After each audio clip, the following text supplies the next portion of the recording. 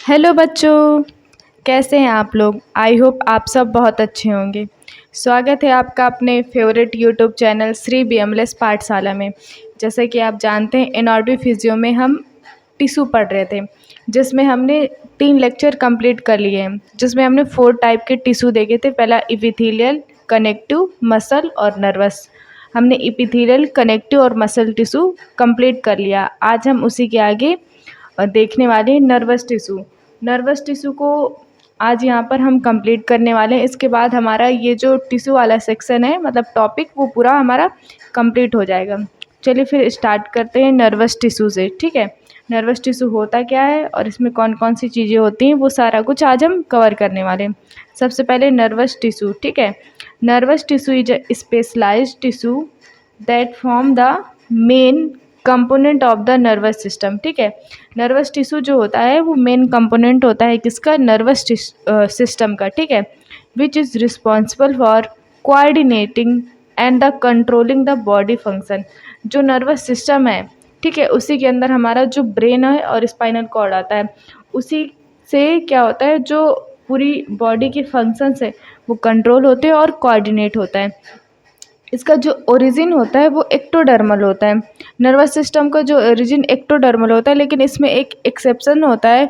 जो इसमें सेल्स होती है, न्यूरोग्लिया सेल्स, उसमें भी माइक्रोग्लिया सेल जो होती हैं, उनका जो ओरिजिन होता है वो क्या होता है, मेसोडर्मल होता है। बाकी सारा जो नर्वस सिस्टम का, मतलब नर्वस टिश्यू का जो ओरिजिन है वो एक्टोडर्म ही होता है। ठीक है, इसमें 2 टाइप की सेल हमें देखने को मिलती है। एक न्यूरॉन या उसको नर्व सेल बोलते हैं, और दूसरा न्यूरोग्लिया या ग्लायल सेल बोलते हैं। ठीक है, जो नर्वस टिश्यू हैं, ठीक है, वो सीएनएस और पीएनएस दोनों में पाए जाते हैं। सीएनएस मतलब सेंट्रल नर्वस सिस्टम और पीएनएस मतलब पेरिफेरल नर्वस सिस्टम। ठीक है, इन दोनों में देखने को हमें मिलते हैं क्या, नर्वस टिश्यू। ठीक है, और रिस्पॉन्सिबल होते हैं coordinating and the controlling many body activities. ठीक है, मतलब जो नर्वस टिश्यू हैं वो कंट्रोल करते हैं और कोऑर्डिनेट करते हैं बहुत सारी बॉडी की एक्टिविटीज़ को। ठीक है, stimulate many processes in body. ये क्या करते हैं, स्टिमुलेट करते हैं बहुत से प्रोसेसेस को जो हमारे बॉडी में होते हैं। ठीक है, और ये क्या करते हैं, सेंसेशन एंड रिस्पॉन्स भी किसका काम होता है, नर्वस टिश्यू का। मतलब क्या होता है, जैसे हॉट सरफेस है, ठीक है, उसको हमने टच किया, तुरंत क्या करते हैं, हम उसे हटा लेते हैं, क्योंकि जो सेंसरी रिसेप्टर प्रेजेंट होते हैं हाथ में, ठीक है, तो वो सेंसरी न्यूरॉन के थ्रू ब्रेन में जाते हैं और उसको सिग्नल देते हैं, और उससे क्या होता है, मोटर न्यूरॉन के थ्रू जो सिग्नल वापस आते हैं, जिससे हमारे जो हाथ है वो अपने आप ही जो हॉट सरफेस है उससे वापस कर लेता है। ठीक है, तो यहाँ पे हमने देखा 2 टाइप की जो सेल्स होती हैं, एक नर्व सेल जिसे न्यूरॉन्स बोलते हैं और दूसरा न्यूरोग्लिया सेल। ठीक है, अभी क्या होती है, इन दोनों को हम डिटेल में देखेंगे। ठीक है, नर्वस टिश्यू में जो सेल्स हैं। ठीक है, सबसे पहले न्यूरॉन। ठीक है, न्यूरॉन क्या होती हैं, स्ट्रक्चर एंड फंक्शनल यूनिट होती है किसकी, नर्वस सिस्टम की जो मेन यूनिट होती है, मतलब जो वर्क करती है, वो क्या होती है, न्यूरॉन्स ही होते हैं। ये क्या होते हैं, एक्साइटेबल सेल होते हैं, मतलब कि इसमें इम्पल्स जनरेट होते हैं। फिर एक मतलब इसमें न्यूरोट्रांसमीटर होते हैं जिसके थ्रू क्या होती है, इन्फॉर्मेशन आगे जाती है, मतलब ये एक्साइटेबल होती है। ये कैसे होती है एक्साइटेबल सेल, इसका पूरा मैकेनिज्म है, मतलब कैसे क्या होती है, वो जब हम नर्वस सिस्टम पढ़ेंगे, ठीक है, वहाँ पे हम डिटेल में देखने वाले हैं कि कैसे होता है। ठीक है, generate action potential. Action potential generate होता है किसमें, न्यूरॉन्स में। Control and coordinate the body. ये कंट्रोल करते हैं और कोऑर्डिनेट करती हैं बॉडी को। ठीक है, they initiate, conduct and transmit information. जो न्यूरॉन्स होते हैं वो 3 टाइप के होते हैं, एक सेंसरी, मोटर और इंटर न्यूरॉन। ठीक है, जो सेंसरी और मोटर न्यूरॉन है, जैसे मैंने अभी बताया था कि हम हॉट सरफेस को जैसे टच करेंगे तो हमें हटाने वाला जो सिग्नल है वो सेंसरी न्यूरॉन के थ्रू सीएनएस में जाएगा। ठीक है, और फिर वहाँ से जो न्यूरॉन्स आएंगे वो होंगे मोटर न्यूरॉन्स, जिसकी वजह से जो सिग्नल्स हैं वो ब्रेन से हमारे हाथ तक आएंगे, जिससे हम हॉट सरफेस से अपना जो क्या है, हॉट सरफेस से अपना हाथ बाहर हटा लेते हैं। ठीक है, तो ये इनिशिएट करते हैं, कंडक्ट करते हैं और ट्रांसमिट करते हैं इन्फॉर्मेशन को। ठीक है, दूसरा होते हैं न्यूरोग्लिया सेल। वो क्या होते हैं, responsible for binding, packing and protection of nerve cell. ठीक है, ये क्या करते हैं, सपोर्टिंग सेल की तरह काम करते हैं। ये न्यूरॉन्स हैं, मेन तो न्यूरॉन्स होते हैं, लेकिन इनको सपोर्ट करने के लिए क्या होते हैं, न्यूरोग्लिया शेल होते हैं। ठीक है, ये क्या करते हैं, बाइंडिंग, पैकिंग और प्रोटेक्शन करते हैं। किसको, नर्व शेल को प्रोटेक्ट करते हैं। नर्व शेल या न्यूरॉन एक ही बात है। ठीक है, ये एक्साइटेबल नहीं होती और इसमें सेल डिवीज़न प्रेजेंट होता है। न्यूरॉन्स क्या होते हैं, जैसे कोई भी बेबी मतलब बर्थ के बाद ये कोई भी सेल डिवीज़न नहीं होता है, जितने हैं उतने ही रहते हैं। लेकिन जो न्यूरोग्लिया शेल है उनमें क्या होता है, सेल डिवीज़न देखने को मिलता है। ठीक है, जो न्यूरोग्लिया शेल होते हैं उनमें क्या होते हैं, ये इनका नंबर न्यूरॉन से ज़्यादा होता है। ठीक है, जैसे जो न्यूरॉन होता है उसमें क्या होता है, सेल डिवीज़न एब्सेंट होता है। इसलिए जो हमने सुना है ब्रेन ट्यूमर, जो ब्रेन ट्यूमर होता है वो न्यूरॉन सेल में नहीं होता, मतलब नर्व शेल में नहीं होता। वो किस में देखने को मिलता है, न्यूरोग्लिया शेल में। क्या होता है, जो ब्रेन ट्यूमर होता है वो क्या होता है, अनकंट्रोल ग्रोथ ऑफ सेल्स, मतलब ट्यूमर मतलब कैंसर। कैंसर तो वही होता है जो अनकंट्रोल ग्रोथ होती है सेल्स की, उसमें ही हम कैंसर बोलते हैं। जो ग्रोथ होती है ब्रेन ट्यूमर में वो किसकी होती है, न्यूरोग्लिया शेल की होती है, न्यूरॉन्स की नहीं होती, क्योंकि न्यूरॉन्स में तो सेल डिवीज़न होता ही नहीं है। ठीक है, इस वजह से आपको समझ में आ गया होगा कि ब्रेन ट्यूमर न्यूरोग्लिया सेल में ही होता है, न्यूरॉन्स में नहीं होता। इसके बाद हम डिटेल में देखेंगे अब न्यूरॉन्स को। ठीक है, न्यूरॉन्स क्या होते हैं, neurons is a defined as a structural and functional unit of nervous system. Nervous system की जो फंक्शनल यूनिट है वो क्या है, न्यूरॉन है। Neuron is a like a any other cell in a body having nucleus and all organelles in a cytoplasm।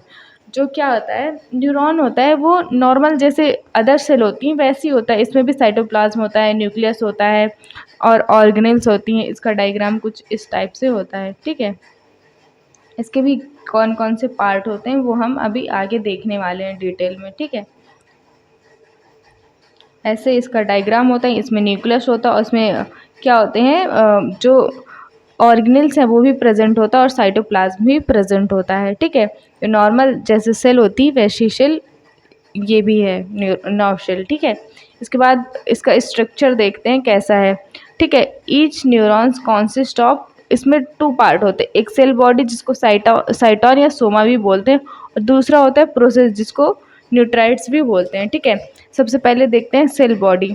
Each neurons has a cell body with a nucleus, जो ये वाला part होता है सेल का।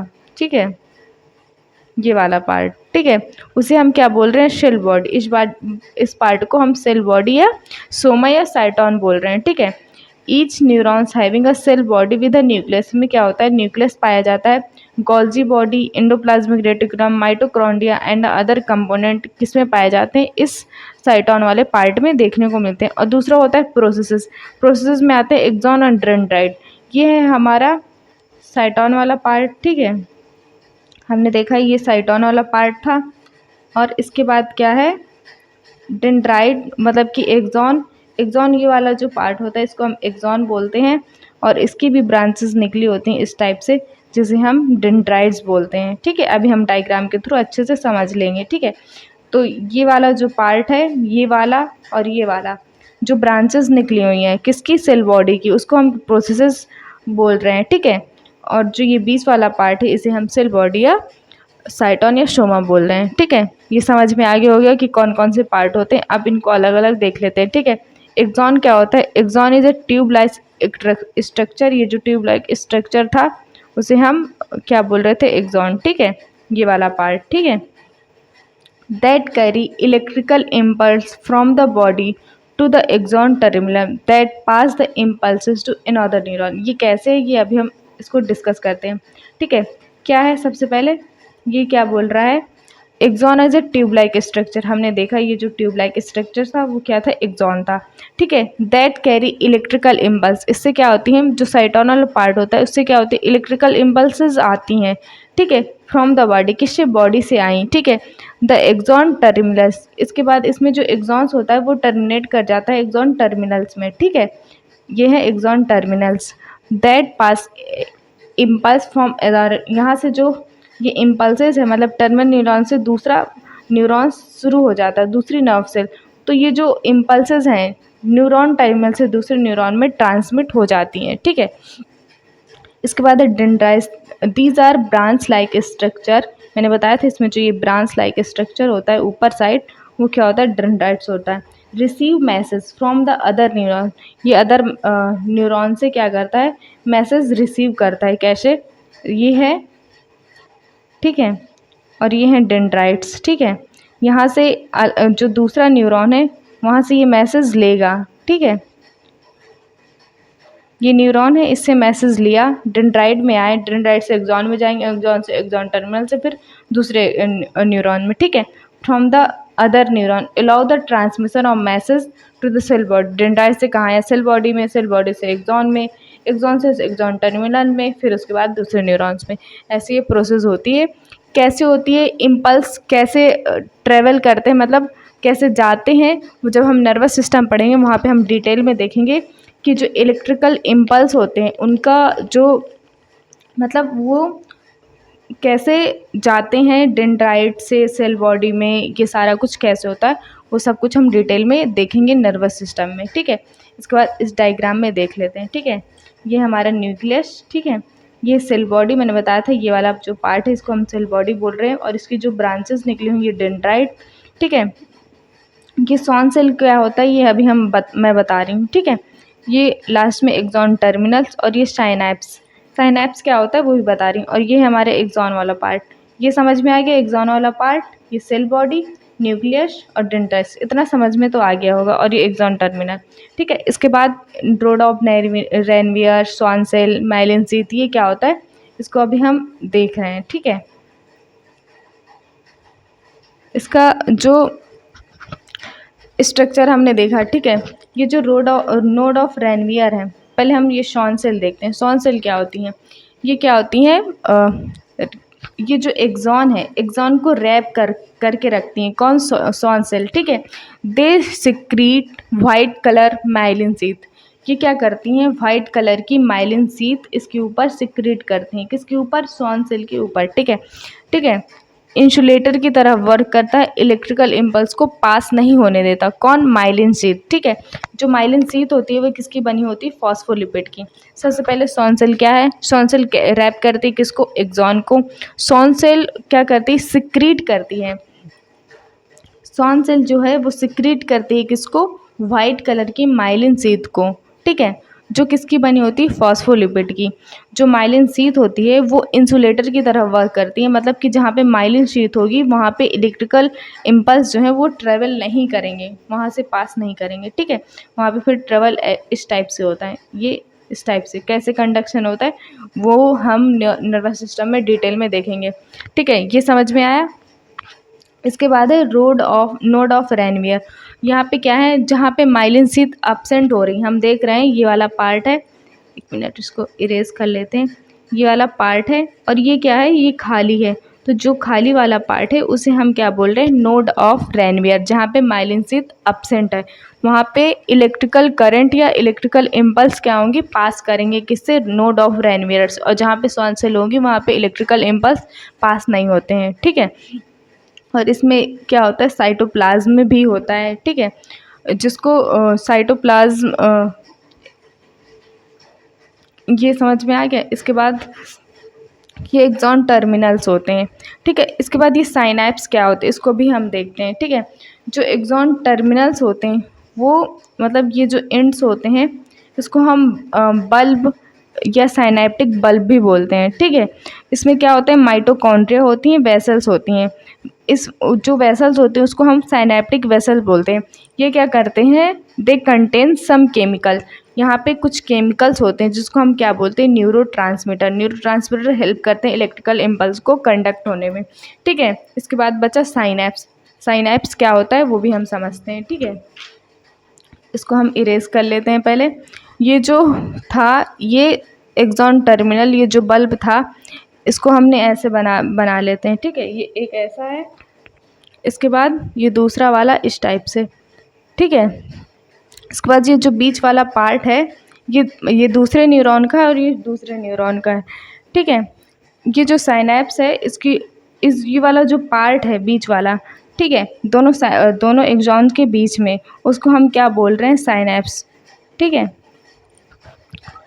और इनके बीच में ये जो केमिकल सिक्रीट होता है उसको हम बोलते हैं न्यूरोट्रांसमीटर।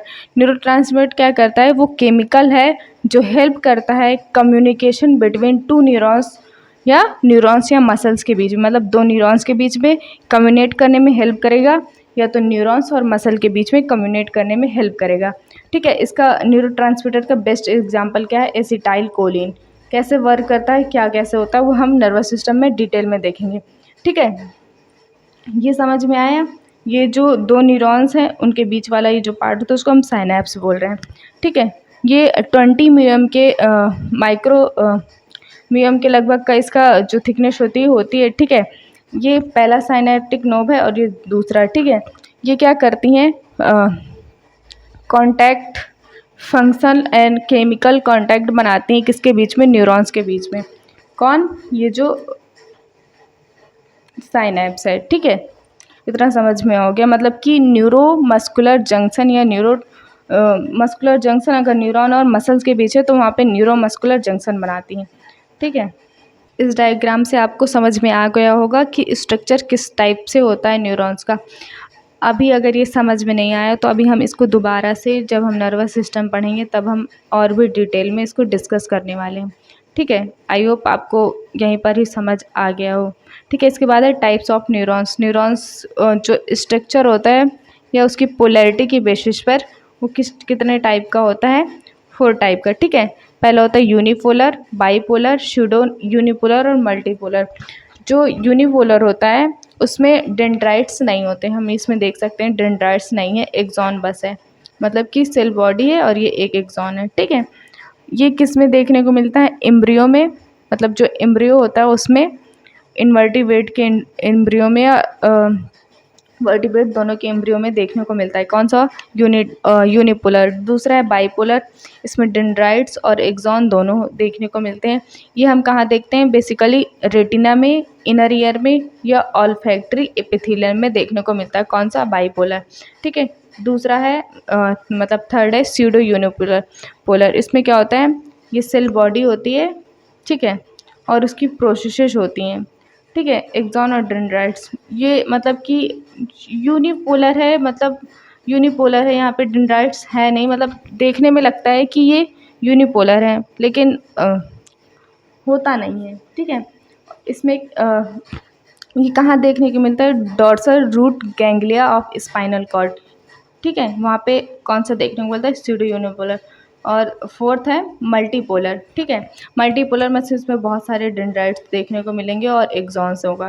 ठीक है, ये कहाँ देखने को मिलता है, मल्टी यूनिपोलर, ब्रेन में या स्पाइनल कॉर्ड में। ब्रेन और स्पाइनल कॉर्ड में देखने को कौन सा मिलता है, मल्टीपोलर। ठीक है, ये समझ में आ गया होगा, यूनिपोलर, बाईपोलर, स्यूडो यूनिपोलर और मल्टीपोलर। ठीक है, ये अकॉर्डिंग टू स्ट्रक्चर था, मतलब स्ट्रक्चर के बेसिस पे कौन कौन से न्यूरॉन्स होते हैं। इसके बाद है फंक्शन के बेस में, पहला है सेंसरी न्यूरॉन।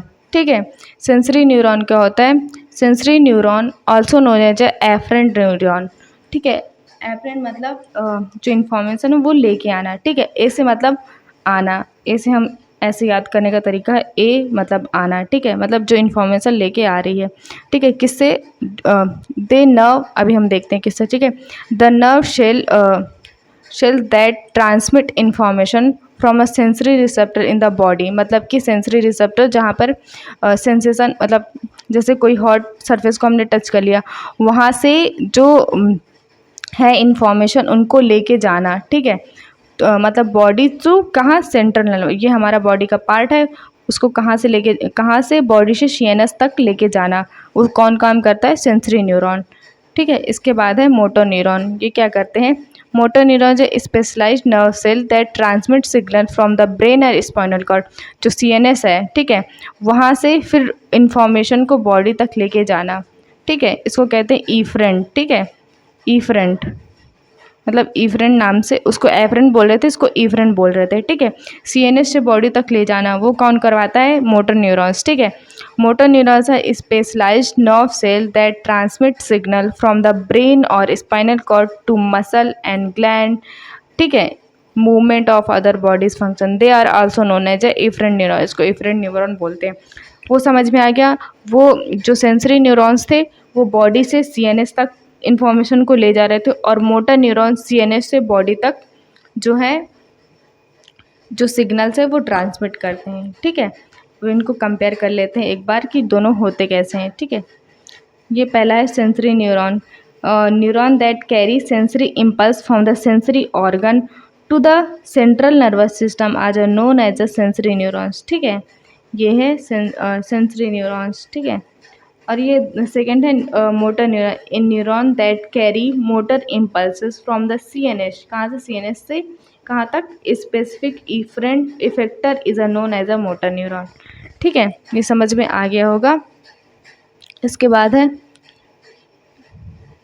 Inter neuron. क्या होता है, they act link between the sensory and a motor neuron. जैसे हमें बहुत मतलब कि जो इन्फॉर्मेशन है उसका जो पाथ है वो बहुत लंबा है, मतलब रूट लॉन्ग है, तो जो सेंसरी और मोटर न्यूरॉन है उनके बीच में इंटर न्यूरॉन्स पाए जाते हैं जो इन्फॉर्मेशन को बॉडी से ब्रेन तक या स्पाइनल कॉर्ड तक ले जाने में हेल्प करते हैं। ठीक है, they act link between the sensory and a motor neuron playing a crucial role sensory information regulating the motor activity. मतलब ये रेगुलेट करता है दोनों सेंसरी और मोटर न्यूरॉन की एक्टिविटीज़ को। ठीक है, inter neuron is also most abundant type of neuron. मतलब सबसे ज़्यादा जो देखने को मिलते हैं वो कौन से न्यूरॉन्स होते हैं, इंटर न्यूरॉन्स ही होते हैं।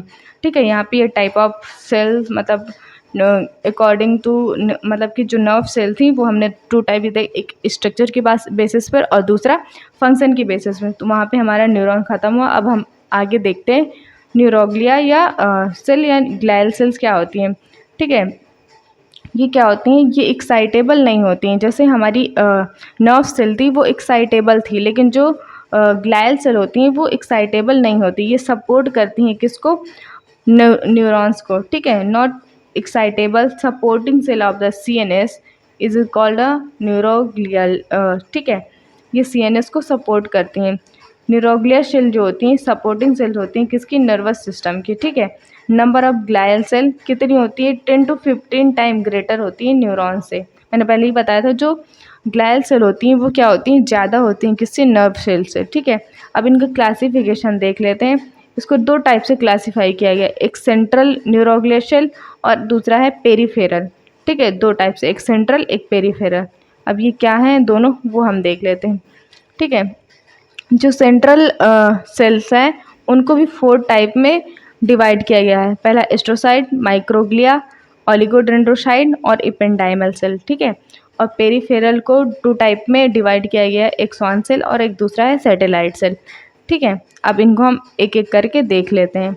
ये है डायग्राम, ये है सेंट्रल नर्वस सिस्टम और ये पेरीफेरल नर्वस सिस्टम। ठीक है, पेरीफेरल में सैटेलाइट सेल और स्वान सेल इस टाइप से देखने को मिलती हैं, और जो सेंट्रल नर्वस सिस्टम उसमें 4 टाइप की माइक्रोग्लिया। यही था जो हमने एक एक्सेप्शन देखा था जो मेसोडर्म से क्या हुई थी, ओरिजिन हुई थी। ठीक है, बाकी ये सब एक्टोडर्म से ओरिजिन होती हैं। ठीक है, अब इनको एक एक करके देख लेते हैं। ठीक है, ये कैसे होती हैं, क्या क्या इनका वर्क होता है। पहला एस्ट्रोसाइट, हम सेंट्रल वाली में देख रहे हैं। सबसे पहला एस्ट्रोसाइट, ये क्या होती हैं, स्टार शेप्ड की होती हैं। हम देख रहे हैं इस डायग्राम में इनका शेप स्टार की तरह ही है। ठीक है, present in all part of brain, brain के सारे पार्ट में देखने को मिलते हैं। ये भी 2 टाइप के होते हैं, एक फाइब्रस एस्ट्रोसाइट और एक दूसरा होता है प्रोटोप्लाज्मिक एस्ट्रोसाइट। ठीक है, ये क्या करती हैं, twist around the nerve and the form the supporting network in the brain and spinal cord.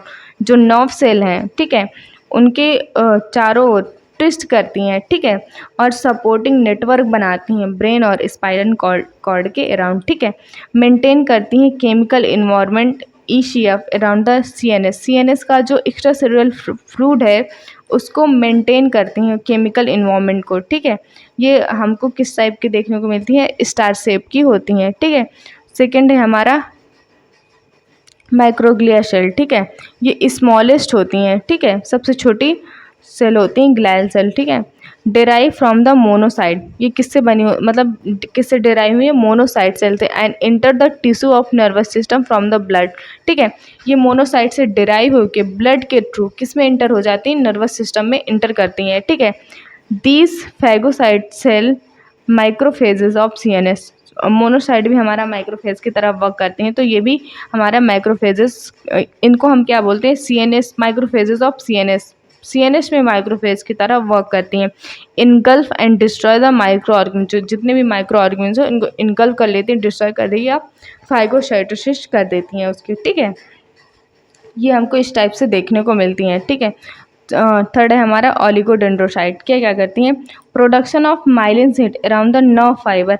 Myelin sheath क्या होता है, मतलब माइलेशन, जो माइलिन शीट बनती कैसे है, वो किस टाइप से, मतलब उसका बनने की जो प्रोसेस होती है वो कैसी होती है, वो जब हम नर्वस सिस्टम पढ़ेंगे वहाँ पे मैं डिटेल में बताऊँगी कि कैसे माइलिन शीट बनती है, ठीक है। ये क्या करती है, production of myelin sheath around the nerve fibre. ये सीएनएस का पार्ट में हम पढ़ रहे हैं, ठीक है।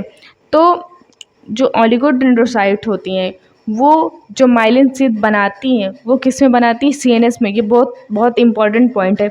जो सीएनएस होता है उसमें जो माइलिन शीट बनती है वो ओलिगोडेंड्रोसाइट से बनती है, लेकिन जो पीएनएस होता है, मतलब पेरिफेरल नर्वस सिस्टम, वहाँ पे जो माइलिन शीट होती है वो दूसरे सेल से बनती है। वो किससे होती है वो आगे हम डिस्कस करेंगे, ठीक है। ऑल्सो कॉल्ड ओलिगोडेंड्रोग्लिया, ठीक है। Provide myelination around the nerve fibre in CNS, ठीक है। ये प्रोवाइड करती है सपोर्ट किसको, सीएनएस को। Neuron by forming a semi steep connective tissue, मतलब कैसे प्रोटेक्ट करती है, ये एक सेमी स्टिप कनेक्टिव टिश्यू बना लेती है, मतलब एक सेमी स्टिप कनेक्टिव टिश्यू की लेयर बनाती है किसके बीच में, न्यूरॉन्स के बीच में, जिससे ये क्या करती है, प्रोटेक्ट करती है सीएनएस को। हमको इस टाइप से ओलिगोडेंड्रोसाइट देखने को मिलती हैं, ठीक है। इसके बाद है हमारा एपेंडाइमल सेल, ठीक है। ये क्या करती हैं, they are specifically found lining of the ventricle of the brain. अब ये वेंट्रिकल ऑफ ब्रेन क्या होता है, वो भी 4 टाइप का होता है, ठीक है। वो क्या होता है वो भी हम नर्वस सिस्टम में डिटेल में डिस्कस करेंगे, ठीक है। And the central canal of the spinal cord which are filled with the cerebro spinal fluid. ये स्पेसिफिकली फाउंड होती है वेंट्रिकल ऑफ ब्रेन में। वेंट्रिकल ऑफ ब्रेन, वहाँ से क्या होता है, जो सीएसएफ होता है उसका प्रोडक्शन होता है, ठीक है। उसमें मतलब सीएसएफ प्रोडक्शन में भी वेंट्रिकल ऑफ ब्रेन पार्टिसिपेट करते हैं, ठीक है। ये क्या करवाती हैं, these cell play important crucial role in CSF production. CSF production में हेल्प करती हैं। सेरेब्रो स्पाइनल फ्लूइड जो होता है ब्रेन की लेयर के बीच में जो होता है, ठीक है, उसको प्रोडक्शन मतलब उसको बनाने में हेल्प करती हैं, ठीक है। सर्कुलेट करने में, absorption as well as maintaining of the CSF brain barriers. Brain और सीएसएफ के बीच में एक बैरियर बनाती हैं जिसे हम सीएसएफ ब्रेन बैरियर बोलते हैं, ठीक है। ये भी क्या होता है, ये टॉपिक भी हम उसमें डिटेल में डिस्कस करेंगे किसमें, नर्वस सिस्टम में, ठीक है। इस टाइप से हमें एपेंडाइमल सेल देखने को मिलती हैं, ठीक है। नेक्स्ट है हमारा क्या, पेरीफेरल, ठीक है। पेरीफेरल में 2 टाइप की, पहला है Schwann cell, major glial cell होती हैं पीएनएस की, ठीक है। फंक्शन क्या होता है, provide myelination around nerve fibre in PNS. मैंने बताया था जो सीएनएस होता है उसमें माइलिन शीट कौन बनाता है, ओलिगोडेंड्रोसाइट, लेकिन जो पीएनएस होता है उसमें माइलिन शीट कौन बनाता है, स्वान सेल। ये बहुत इंपॉर्टेंट पॉइंट है, इसको याद रखना, ठीक है। Play important role in nerve regulation, ठीक है, नर्व रेगुलेशन में हेल्प करता है। यह है स्वान सेल, इस टाइप से हमको देखने को मिलती है, ठीक है। नेक्स्ट है हमारा सैटेलाइट सेल, ठीक है। ये क्या होता है, present on the exterior surface of the PNS neuron. जो पीएनएस होता है, पीएनएस न्यूरॉन के सरफेस में, एक्सटीरियर मतलब बाहर देखने को मिलता है, ठीक है। फंक्शन क्या होता है, provide physical support to the PNS neuron. Physical support provide करता है किसको, पीएनएस न्यूरॉन को। Help in a regulation of chemical involvement in a ECF around the PNS and a neuron, ठीक है। ये काम वहाँ पे कौन कर रहा था, सेंट्रल नर्वस सिस्टम में एपेंडाइमल सेल, और यहाँ पे कौन कर रहा है, सैटेलाइट सेल, ठीक है। हेल्प करता है रेगुलेशन में chemical involvement of ECF extracellular fluid जो है पीएनएस न्यूरॉन में, उसको रेगुलेट करने में हेल्प करता है, ठीक है। सैटेलाइट सेल हमें इस टाइप से देखने को मिलती है, ठीक है। यहाँ पे हमारा जो है ये नर्वस टिश्यू है वो कंप्लीट होता है। नर्वस टिश्यू में दो मेन सेल्स होती हैं, एक होता है न्यूरॉन और दूसरा होता है न्यूरोग्लिया सेल। ठीक है, न्यूरॉन को हम नर्व सेल भी बोलते हैं, जिसको हम अभी डिटेल में हम नर्वस सिस्टम में पूरा एक एक चीज़ फिर से दोबारा से पढ़ेंगे। ठीक है, लेकिन टिश्यू के लिए यहाँ पे इतना इनफ है। ठीक है, इसमें जो नर्व सेल हैं, ठीक है, वो मेन फंक्शनल यूनिट होती है किसकी, नर्वस सिस्टम की। ठीक है, और जो न्यूरोग्लिया सेल होती हैं वो सपोर्टिंग सेल होती हैं जो नर्व सेल को सपोर्ट करती हैं। ठीक है, इसमें बहुत इम्पॉर्टेंट पॉइंट है वो माइलिनेशन वाला। जो सीएनएस होता है उसमें जो माइलिन शीथ कौन बनाता है, ऑलिगोडेंड्रोसाइट, लेकिन पेरिफेरल नर्वस सिस्टम में माइलिन शीथ कौन बनाता है, श्वान सेल बनाता है। इसको हमेशा याद रखना। ठीक है, आई होप आपको समझ में आया होगा। Thank you so much. Like share subscribe ज़रूर करिए। Thank you.